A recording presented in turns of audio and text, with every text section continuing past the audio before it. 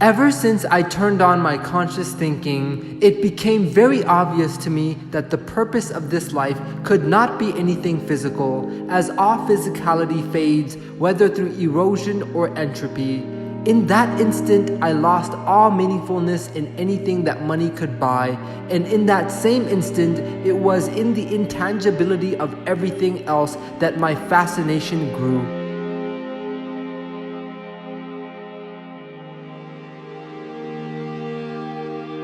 After I serve my altruistic endeavors, after I partake in my hedonistic pursuits, I shall hyper-focus the rest of my time to transcending the confines of this life in the quest to discover something greater than my primal humanity.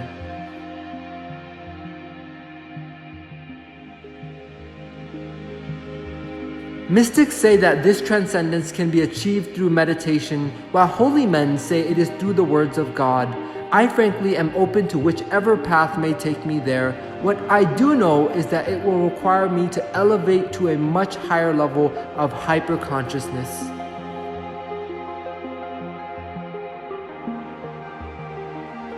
What I find most enthralling about life is not that I am alive, but rather that I am consciously alive as opposed to alive unconsciously, and perhaps with more profound understanding of the majesty of the universe. It may be known that being alive is a pointless misnomer, as being conscious erases the need to delineate between having a body to be conscious in versus being conscious without a body.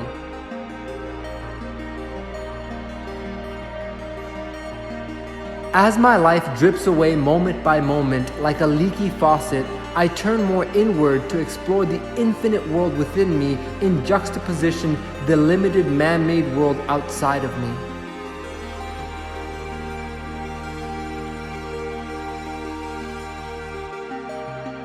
Very early on, I was cognizant that my life's quest would be to discover purpose, and that everything else, such as the pursuit of schooling, to career, to business, to entrepreneurship, was a facade just to get to a point where I could spend each waking moment of each day exploring and being mesmerized by the consciousness of self-awareness that I have been gifted with.